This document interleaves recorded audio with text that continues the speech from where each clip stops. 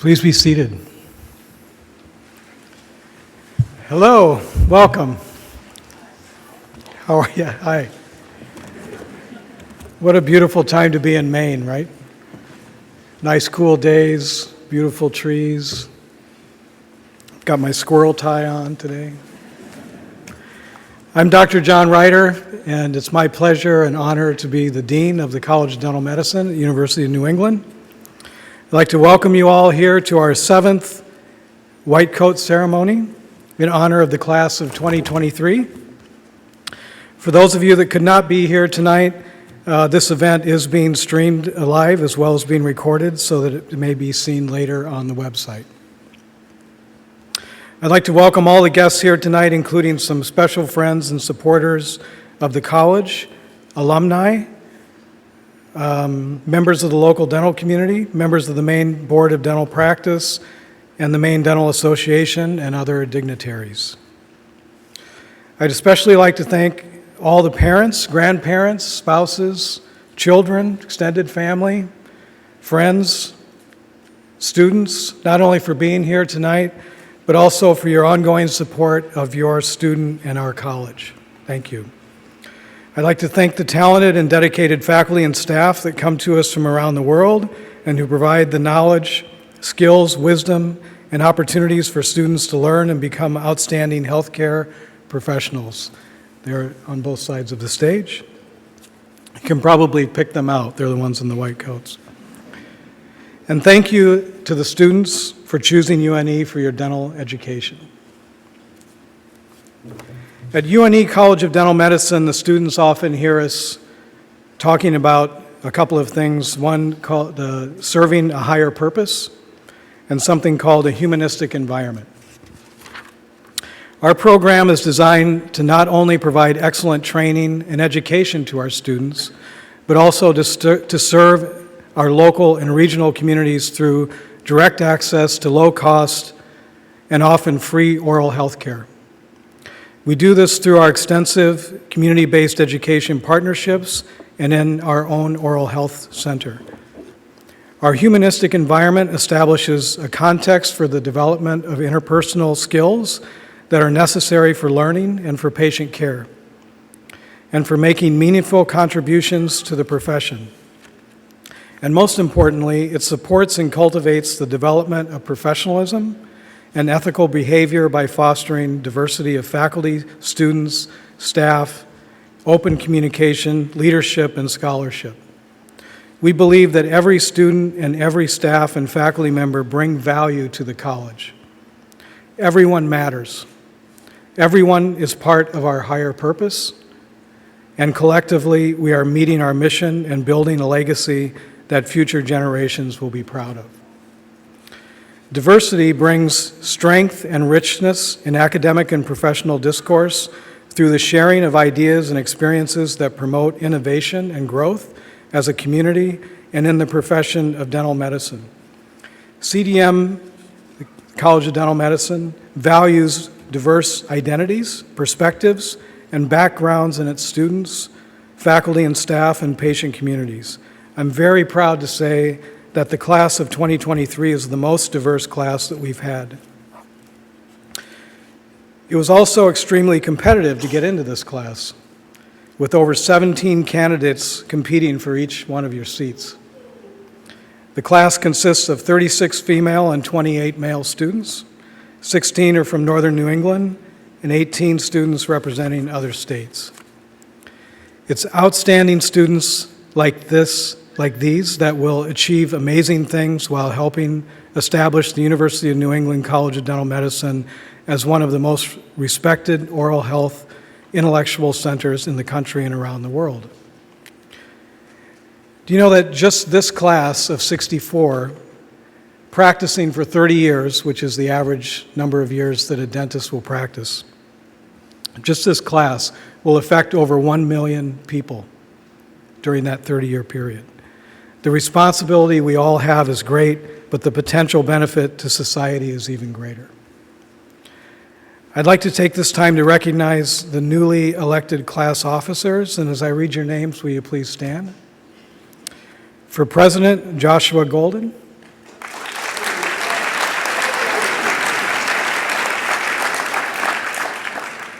For Vice President, Alex Perfett.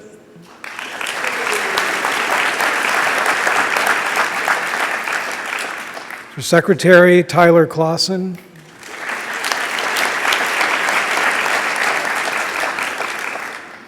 And for Treasurer, William Sorakolit.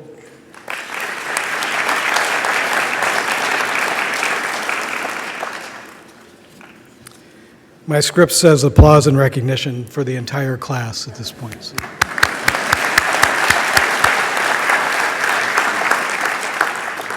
Just want to keep you informed of what's going on in the back, in the back of the scenes. So the white coat ceremony symbolizes the initial entry of each member of the class of 2023 into our profession. The white coat ceremony in dentistry is a relatively new tradition, which started only about 30 years ago. Dental students had traditionally been welcomed into the profession at graduation from the program, but today's ceremony changes this concept by welcoming you at the beginning of your dental education and recognizes you as part of the dental profession as you begin your training. We have embroidered on our white coats here the official emblem of dentistry. The emblem was adopted by the American Dental Association in 1965. The intertwined triangle and the circle are the Greek letters of delta, which represents the letter D in the word dentistry, and the Greek letter omicron, which represents odont, meaning tooth.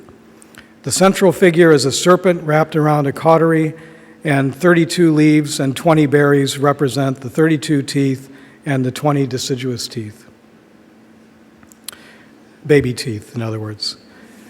The background color is lilac, was chosen by as the color of dentistry in 1897 by the National Association of Dental Faculties, and also trims the graduation hoods, caps, and gowns. The white coat ceremony marks the beginning of a lifelong professional and educational journey. It's a traditional symbol of compassion, professional training, clinical excellence, and serves to remind us of the privileges and duties we have as dentists and the responsibilities we have in service to the public. The mission of the College of Dental Medicine is to improve the health of northern New England as well as rural and underserved areas while shaping the future of dentistry through excellence in education, discovery, and service. This statement frames our culture, and it provides us with a higher purpose. You have an obligation to not only be excellent dentists, doctors, but also to be socially responsible, engage in public health issues, advocate for health care, and to become transformative leaders. You must hold tight to your ethics of a healthcare provider and express your values through collaboration, inclusiveness, tolerance, empathy, and passion for your profession. Class of 2023, we invite you to be partners with us in our mission and colleagues in our profession. Welcome to dentistry. Thank you.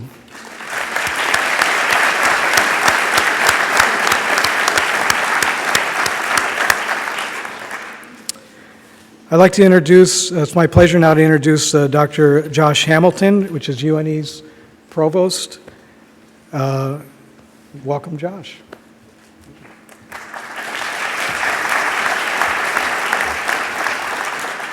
Well, good evening, everybody, and welcome to the University of New England. I'm the Provost and Senior Vice President for Academic Affairs here at UNE, and on behalf of myself, President James Herbert, the senior leadership, and all of us in the UNE community, welcome.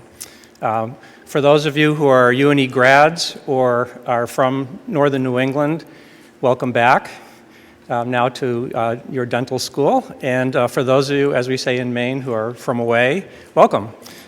Welcome to UNE, welcome to Maine, welcome to the College of Dental Medicine. We're delighted to have you here.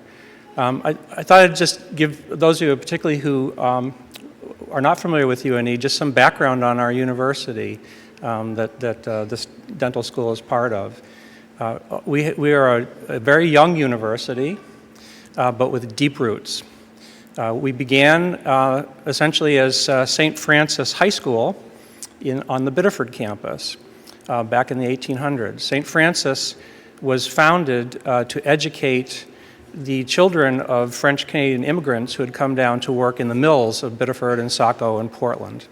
They were pretty highly discriminated against, were not really welcomed in the public school systems, and so St. Francis was a school of opportunity for these young people who came down speaking French, and their parents spoke French, and they were learned here in the United States. And first it was a high school, then it was a 2-year college, and then it became a 4-year college.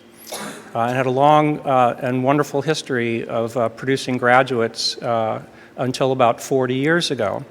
At that time, an independent college of osteopathic medicine was founded in the city of Portland by a group of physicians who felt that Maine needed a medical school. And a short while after that, this College of Osteopathic Medicine and St. Francis merged and became the University of New England. About a decade after that, that nascent university merged with Westbrook College. We're actually on the campus of Westbrook College. Technically, actually, we're in the old armory of the Maine National Guard, which we've renovated for this beautiful building. But right over there on the quad is the original campus of Westbrook College, which joined those other two entities to become the University of New England that we know today. After that, we started a school of pharmacy, and then 7 years ago, the school of dentistry. And so that's our history. So we think of ourselves as a teenage university, but with deep roots. So both St. Francis and Westbrook were colleges of opportunity, and we still carry that DNA today. Westbrook went back to 1831 and was one of the first colleges in the United States to admit women and educate them. And so we've really kept that mantra of the power of education to transform lives and to advance people's careers.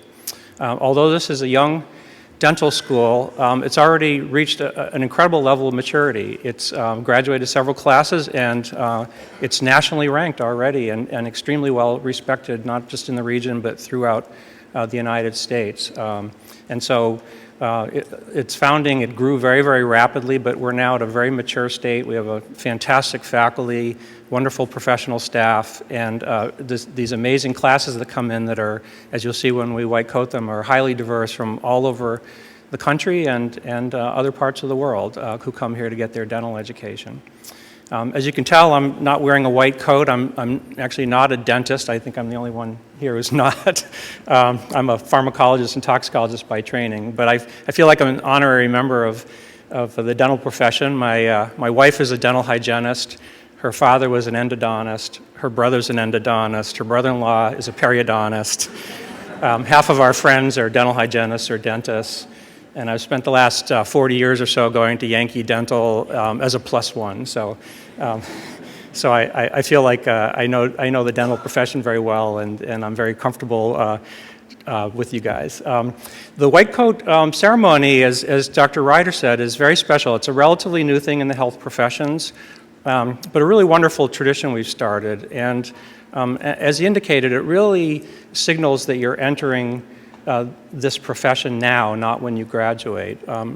In undergraduate colleges, you really feel like you enter your career stage after you graduate, but in professional and graduate schools, it's really when you begin school that you become a professional.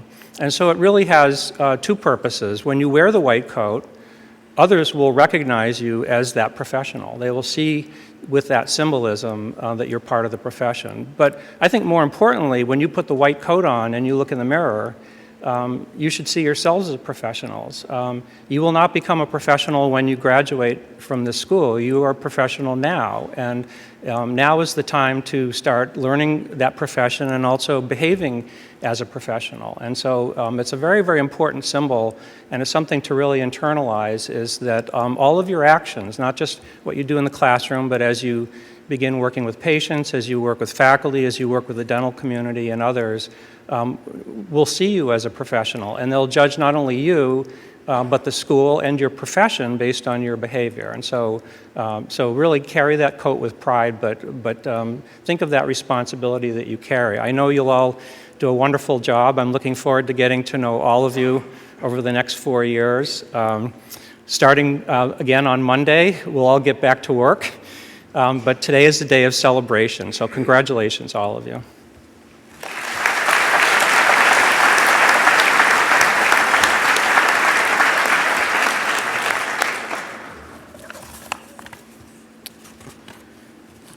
Thank you, Dr. Hamilton.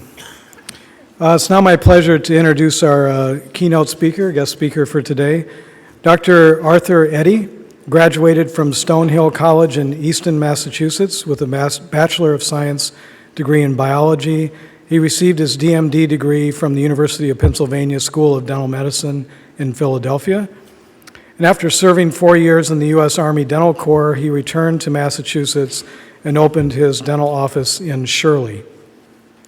He's an active member of the Massachusetts Dental Society, presently serving as a trustee. Previously, he served as the chairman of the MDS Committee on Legislation and spent 25 years as chairman of the MDS Political Action Committee. Dr. Eddy is also an active member of the American Dental Association and has served in various roles and, on several national committees. Dr. Eddy has worked tirelessly over the years to improve patient rights and access for better oral health care on both the state and national levels, and has been active in the community for many years. Please join me in welcoming Dr. Arthur Eddy.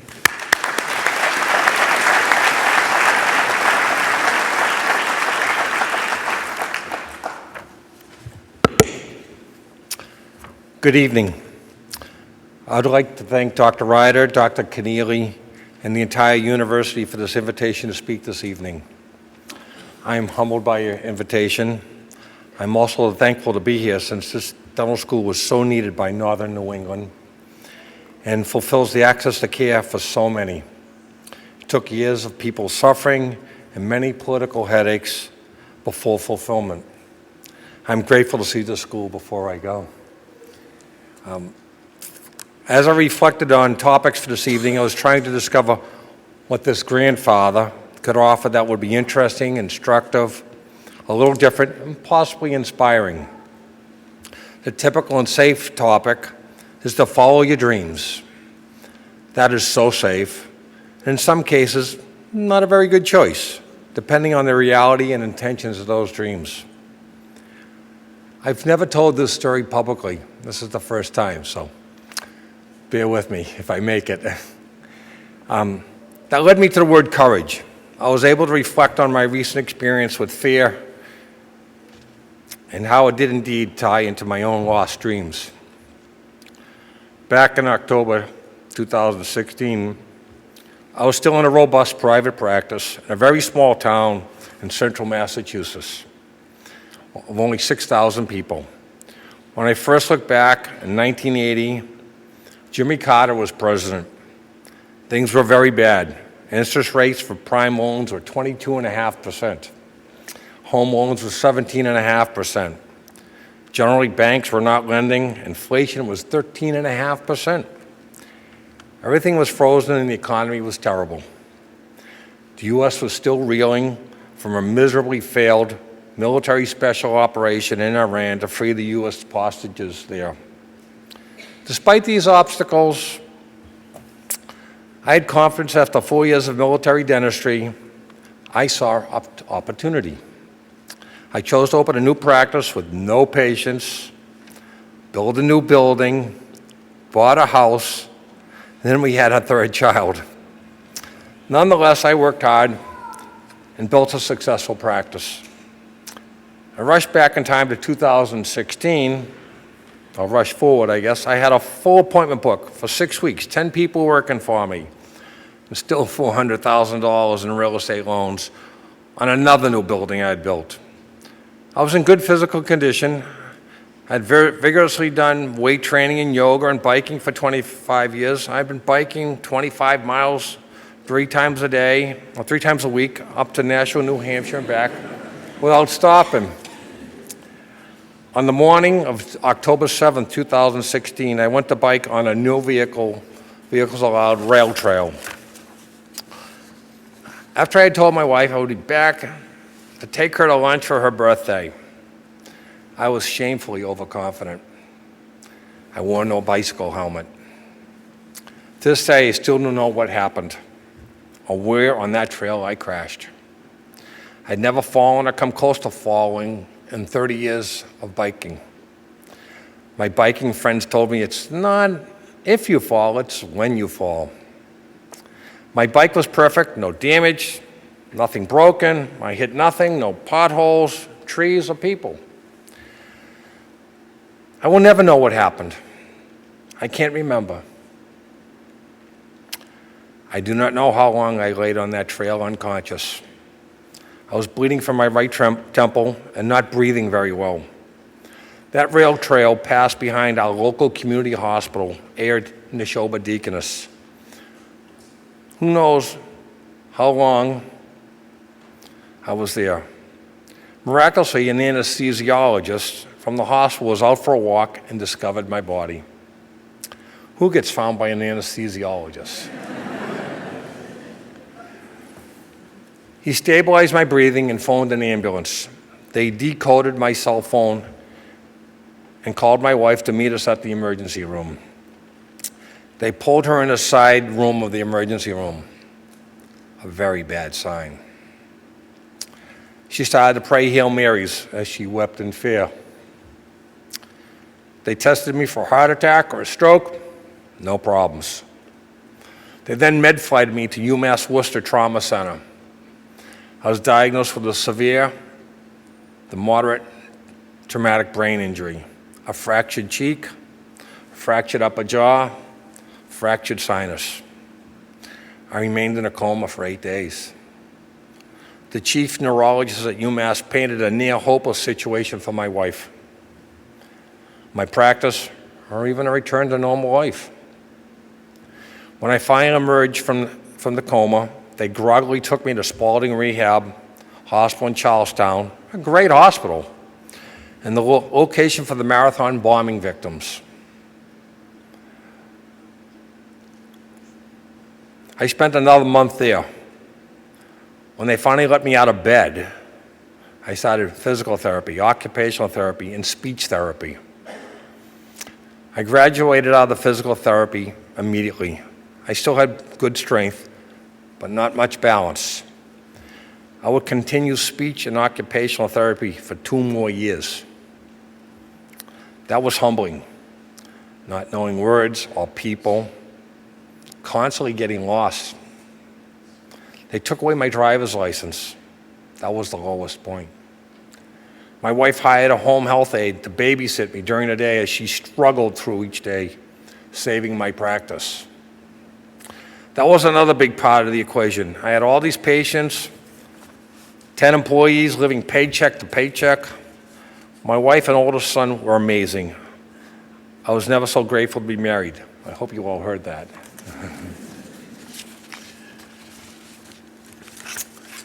I crashed on a Friday morning, and she had the practice open on the following Monday morning.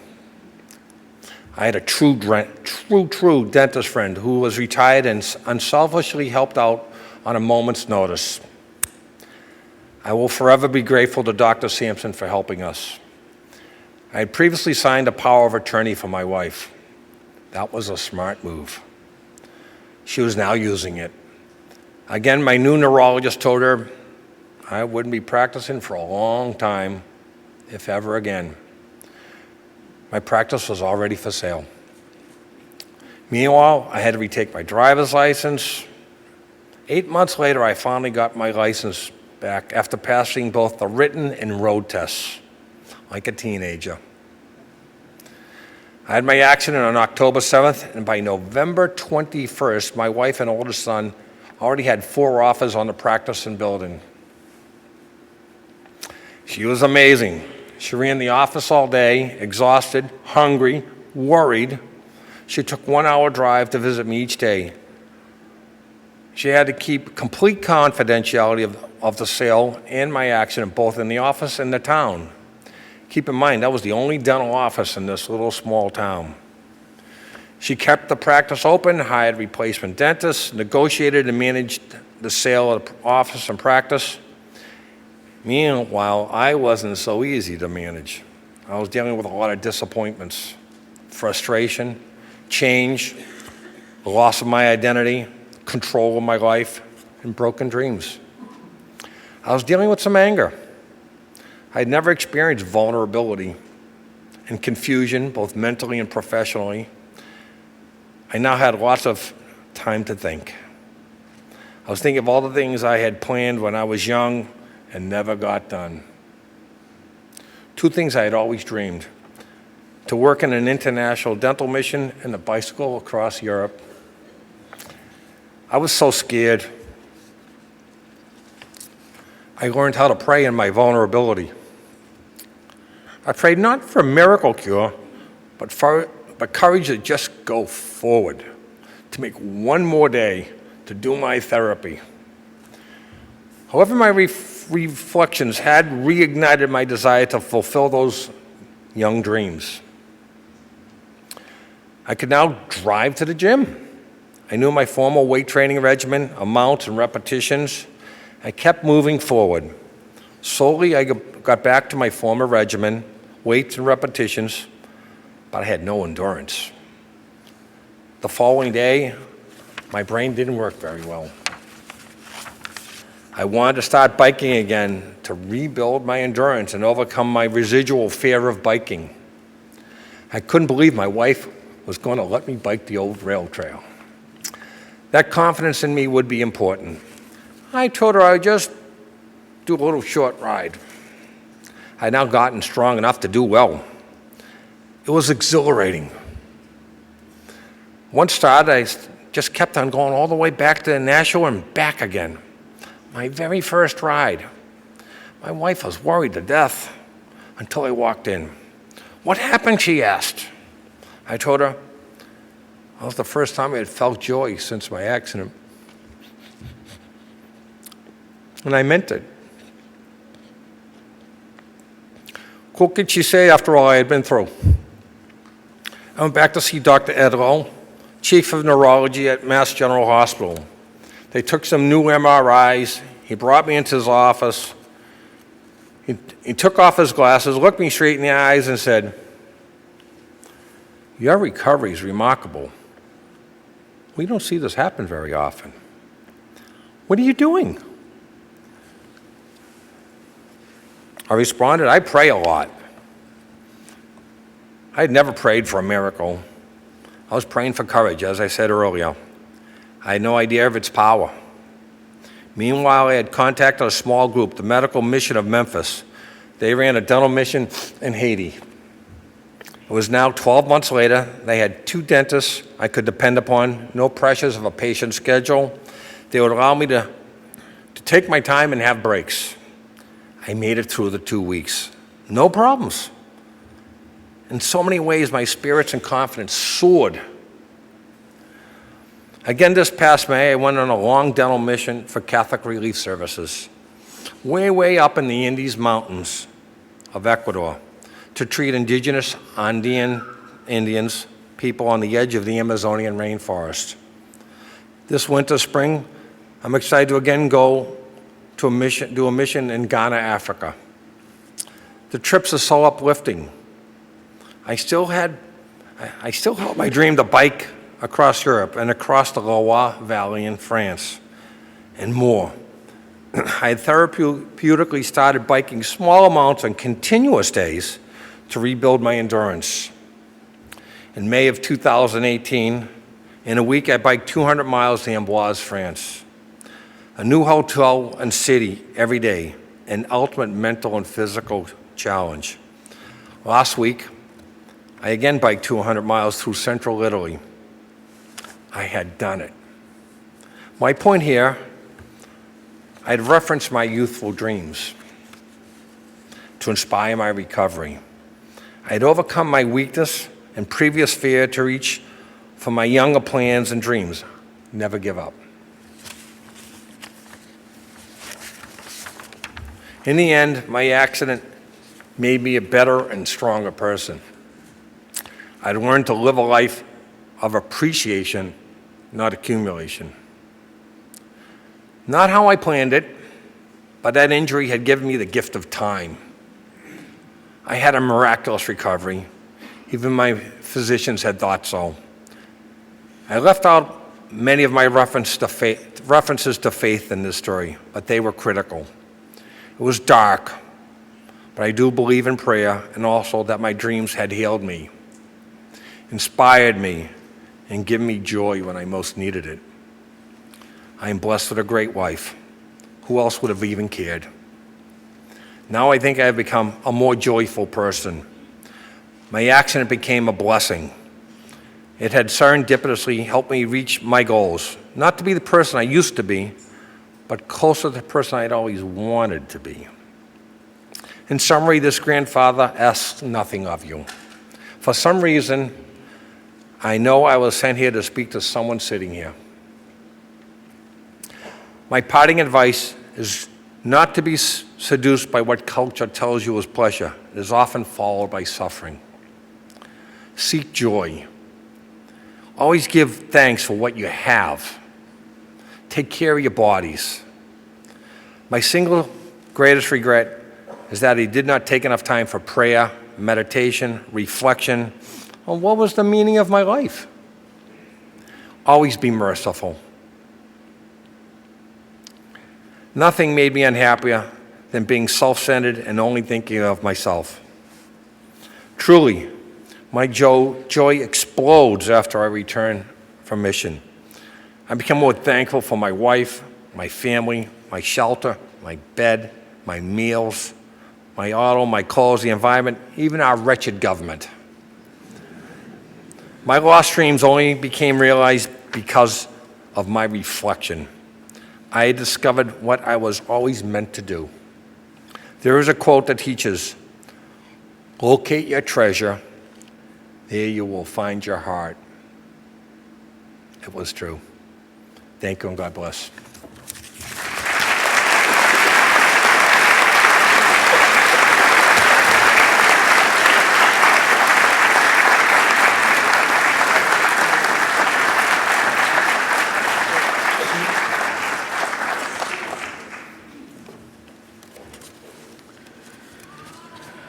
Thank you so much, Dr. Eddy.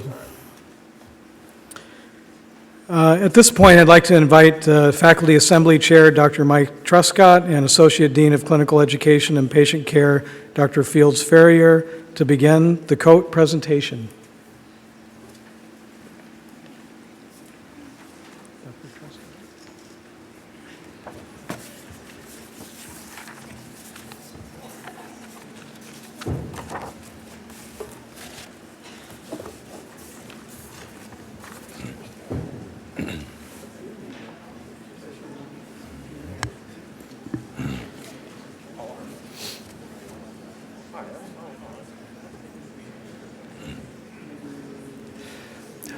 Our class of 2021 and 22 representatives will lead the class of 2023 to the stage.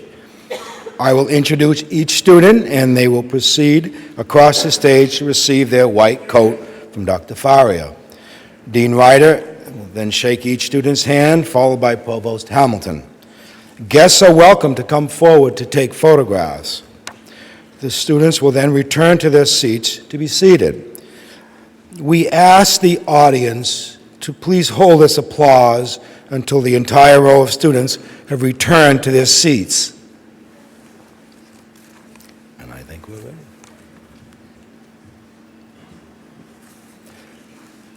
Here we go. Taylor Alderson, Dimmock, Pennsylvania.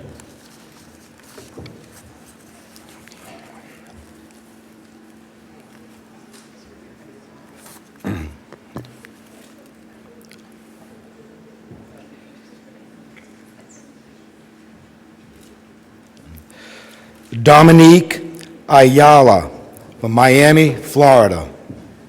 Congratulations. Good luck.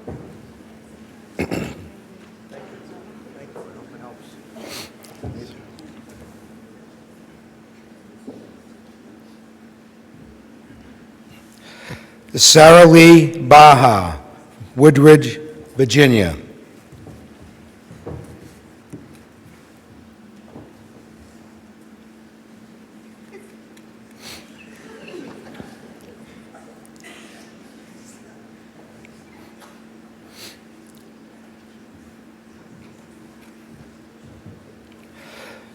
Marianne Beckett, Miami, Florida.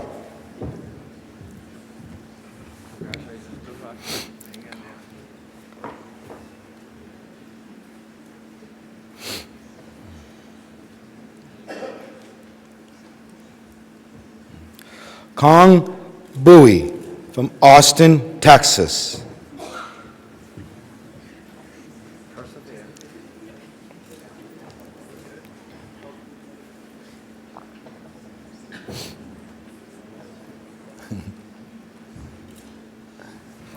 Stanley Chen from East Greenwich, Rhode Island.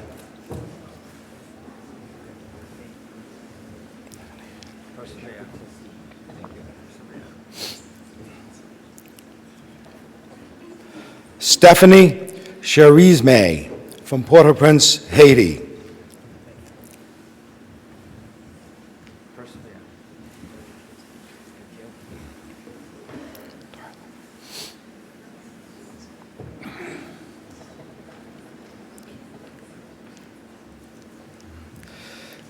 Tyler Clausen, Northborough, Massachusetts.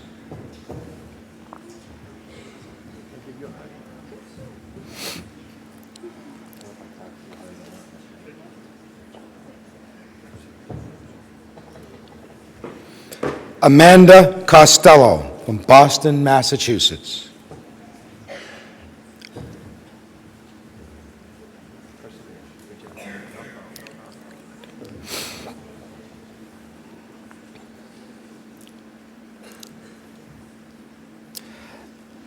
Alec Daigle from Manchester, Maine.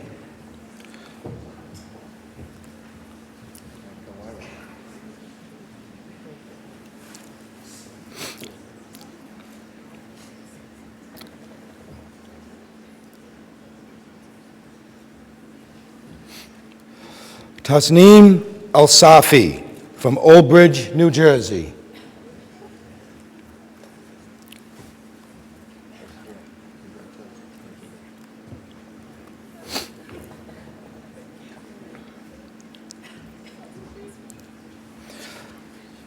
Anna Fisher, Portland, Maine.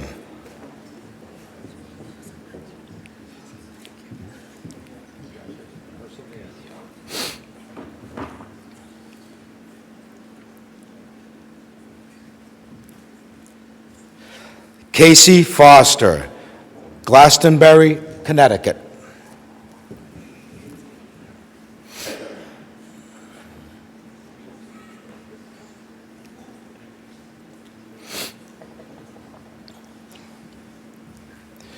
George Fuad, Katy, Texas.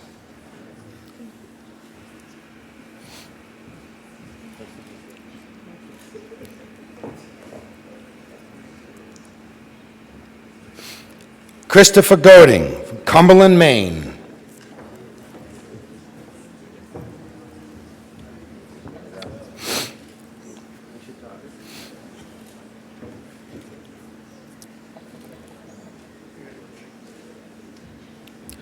Joshua Golden, Winston-Salem, North Carolina.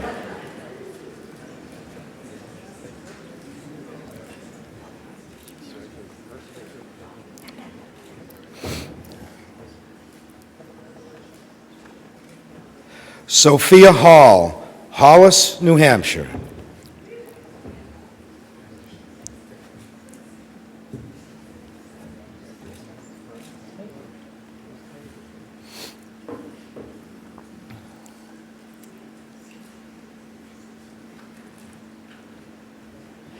Mariah Harding, Barry, Vermont.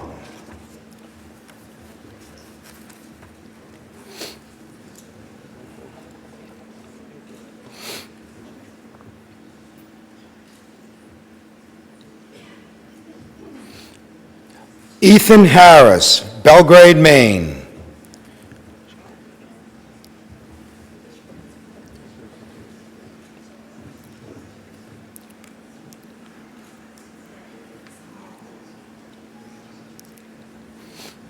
Josh Huber, Williston, Vermont.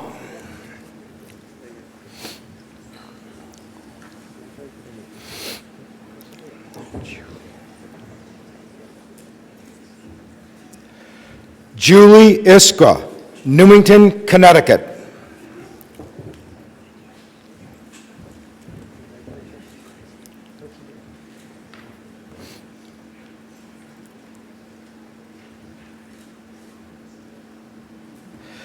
Kwon-Duk Young, Saco, Maine.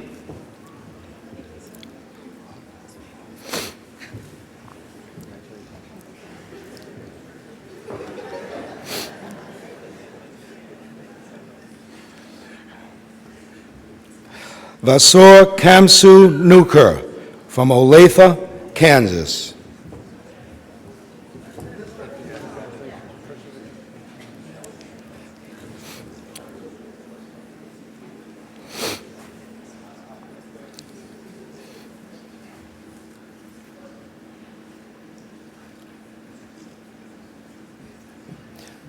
Emma Keogh from Rochester, Massachusetts.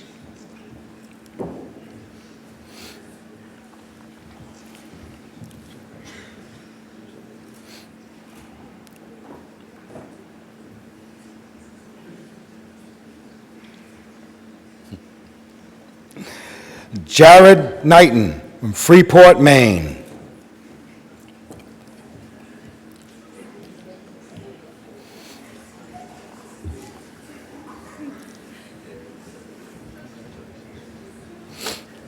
Elizabeth Nuff, Westport, Connecticut.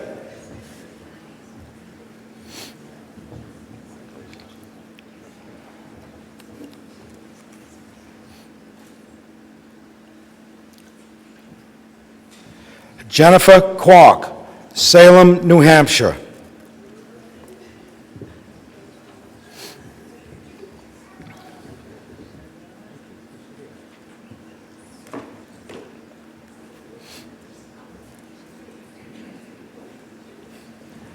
Matt Kwong, Houston, Texas.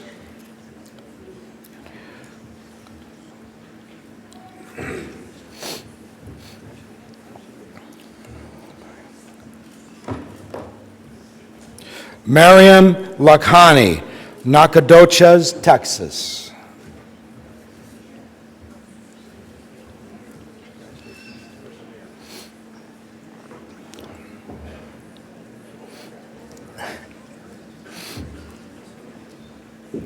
Marcus Lard, Newton Falls, Ohio.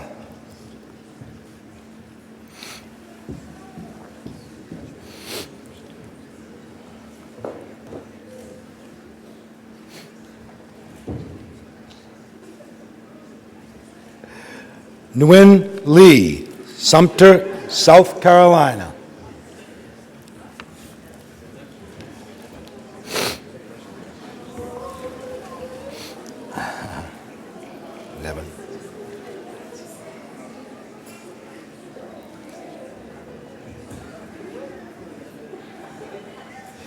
Nevin Lassard, Belgrade, Maine.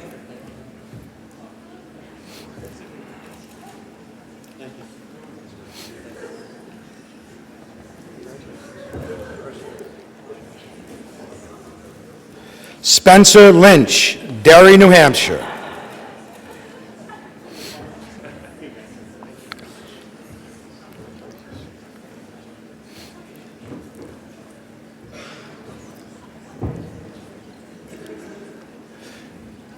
Nicholas McFarland, Andover, Minnesota.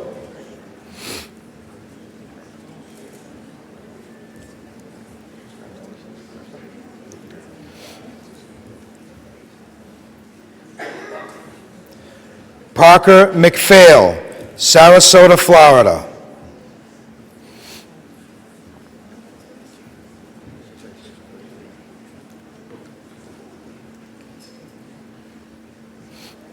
Michael Madsen, Kansas City, Kansas.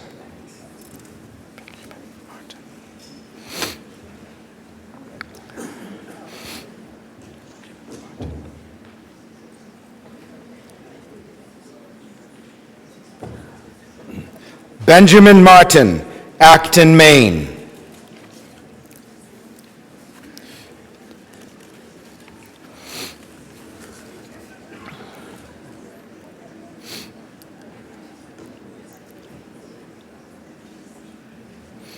Jamie Murphy, Weymouth, Massachusetts.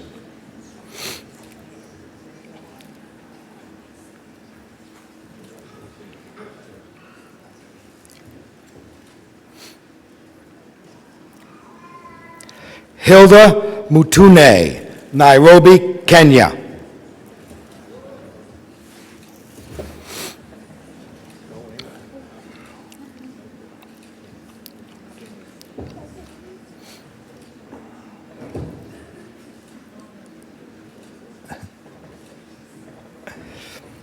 Irma Knowledge, Charlottesville, Virginia.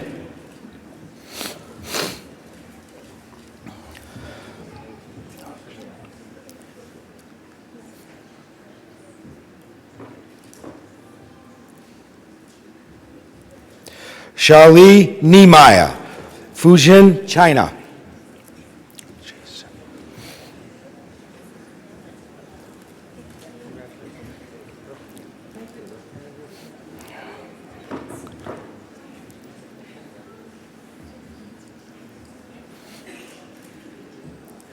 Jason Olson, Pocatello, Idaho.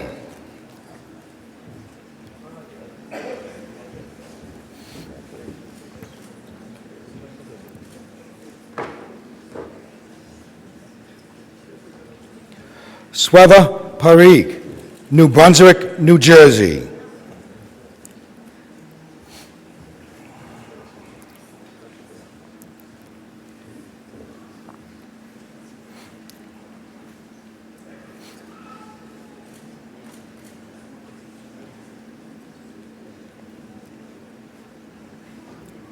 Alexander Perfit, Liverpool, New York.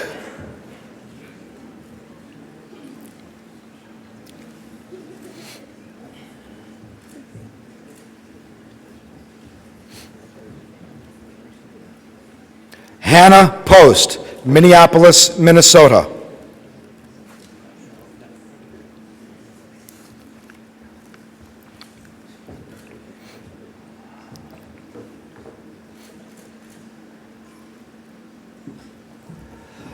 Olivia Ramsey, West Haven, Connecticut.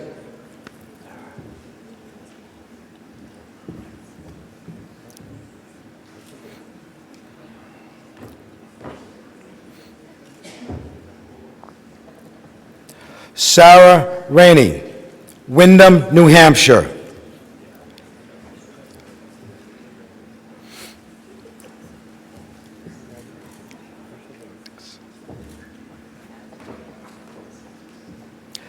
Alex Rustia, Jacksonville, Florida.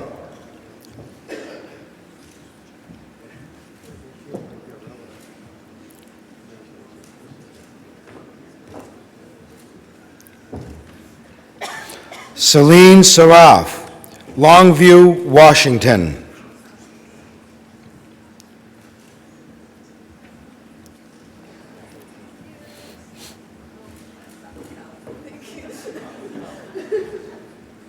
Hannah Schneider, St. Mary's, Pennsylvania.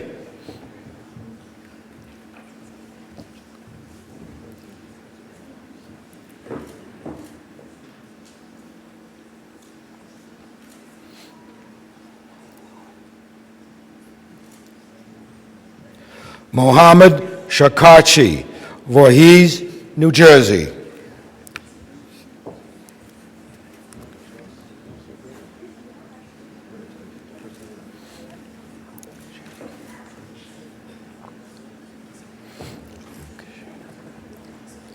Luke Shaner, Seattle, Washington.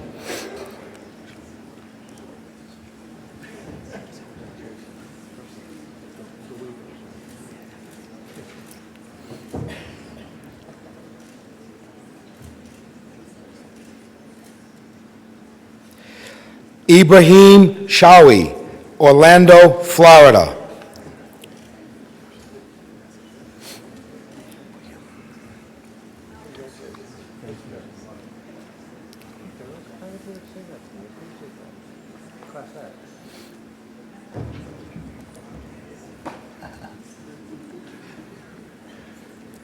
William Sorokolit, Fort Worth, Texas.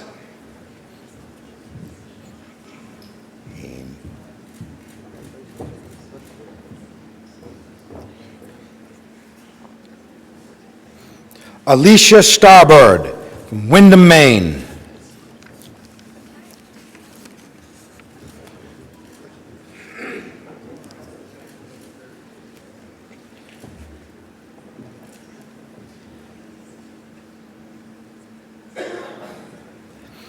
Adria Tasselmeyer, Hansdale, Pennsylvania.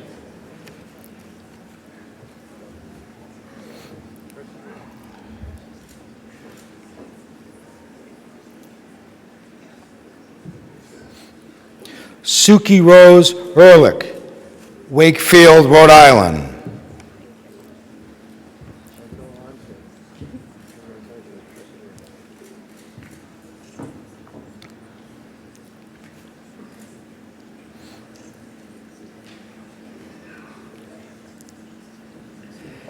Gabriel Valley, Holden, Maine.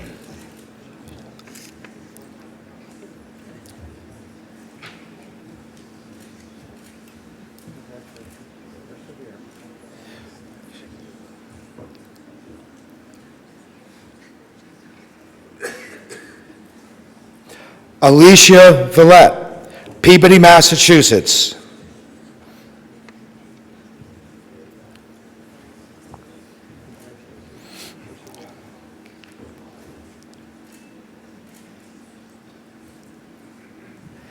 Kaylee Vo, Palm Beach, Florida.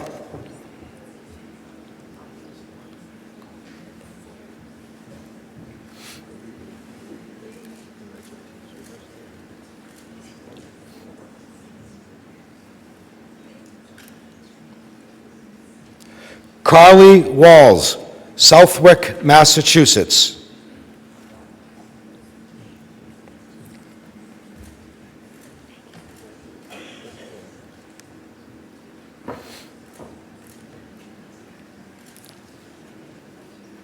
Lauren Warner, Springfield, Vermont.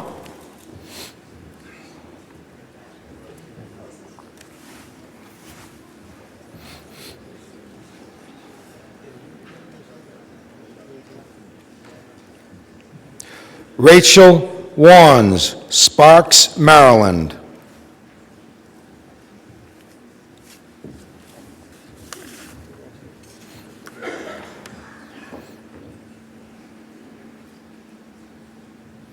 Rebecca Young, Plainfield, New Hampshire.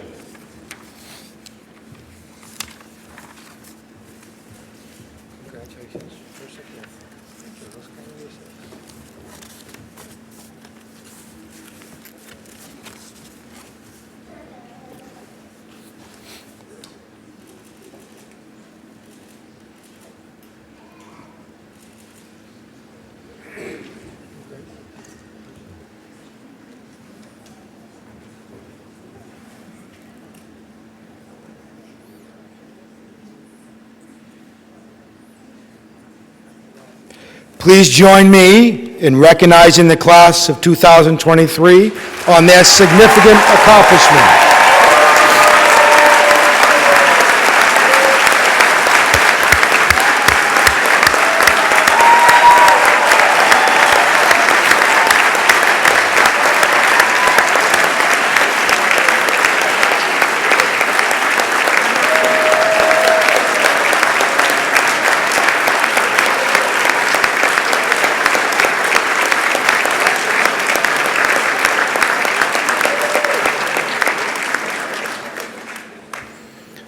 I would now like to welcome Dr. Courtney Shapira, our Farmington Group Practice Leader, to the podium to lead the students in the Dentist Pledge.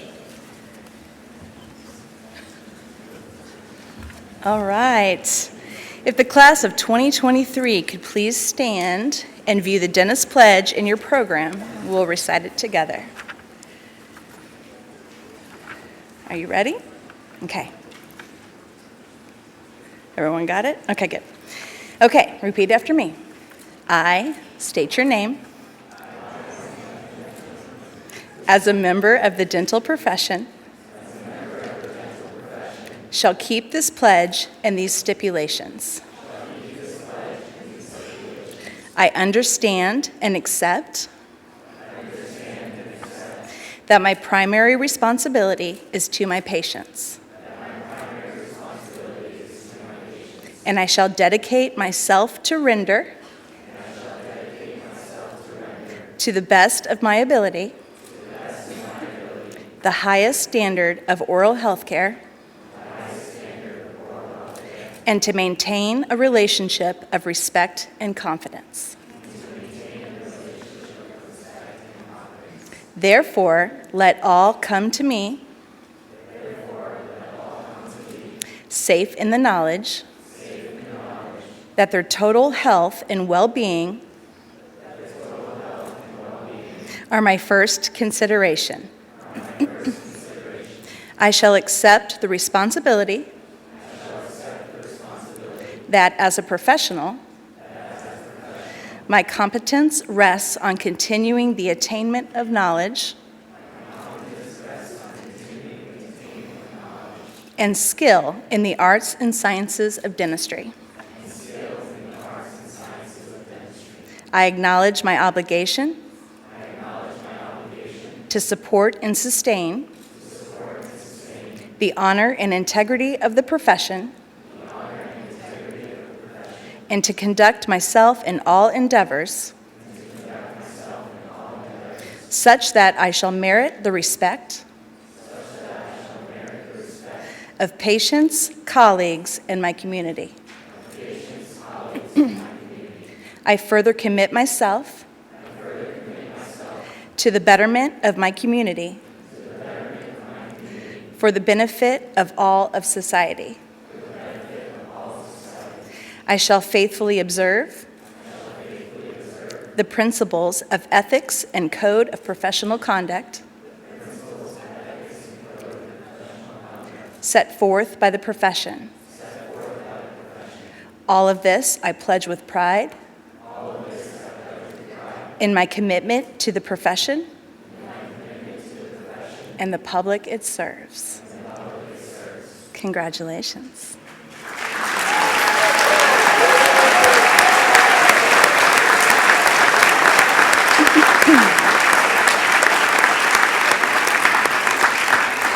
Please be seated. And at this time, I would like to welcome Dean Ryder back to the podium.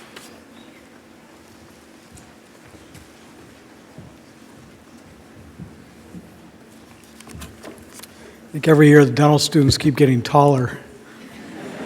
Or I keep getting shorter, one or the other. Okay, the white coat ceremony is now concluded. I'd like to recognize some key staff members that organized this event: Kayla Collins, Sophia Balco, Travis Erickson. Also, great thanks to our musical group, the Portland Brass, as always. Thank you guys for coming.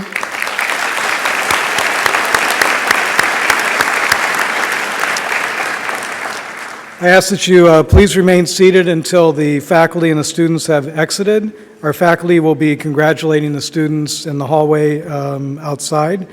A reception with food and refreshments will take place directly after the conclusion through the doors to your right over here. Please don't eat all of the bacon wrapped scallops until I get a chance to get out there. Thank you very much again for coming. We really appreciate your support. Thank you.